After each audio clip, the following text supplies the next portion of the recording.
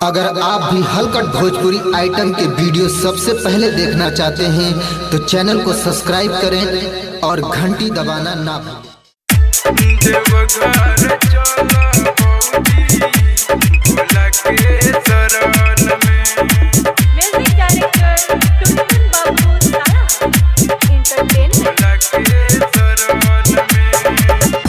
देवघर चला भौजी भोला के शरण में।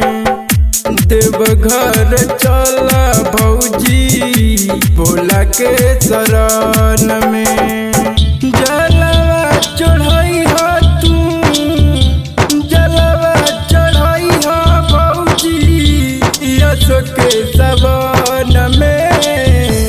देवघर चला भौजी भोला के शरण में। देवघर चला भौजी भोला के शरण में। भोला के शरण में। देवघर चला भौजी भोला के शरण में। बड़ा भीड़ लागेला भोला के दुआरी।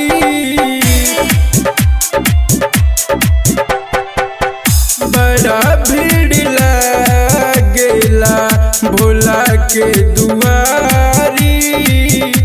महिमा महान उनकर जाने दुनिया सारी। दुखवा मिटाई दीहन, दुखवा मिटाई दीहन, रहबू मगन में।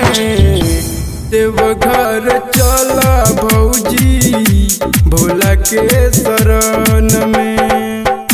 देवघर चला भौजी भोला के शरण में।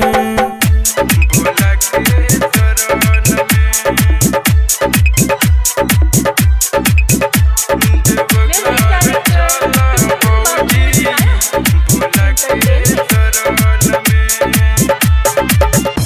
माता है पार्वती पिता महादेवा।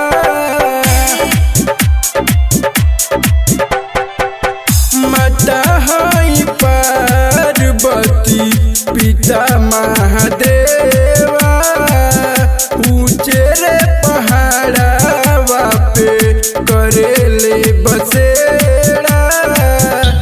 दिन रात लागल रही हो, दिन रात लागल रही हो भोला के भजन में। देवघर चला भौजी भोला के शरण में। देवघर चला भौजी भोला के शरण में। भोला के शरण में। देवघर चला भौजी भोला के शरण में। हरिओम लिहले देख कमर सजाई।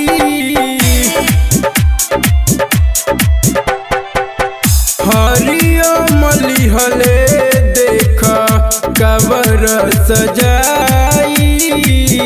कहेले रविंदर कर भोला के पुजाई। जोड़ा ललन खेले लगी है, जोड़ा ललन खेले लगी है तोहरे आंगन में। देवघर चला भौजी भोला के शरण में। देवघर चला भौजी भोला के शरण में।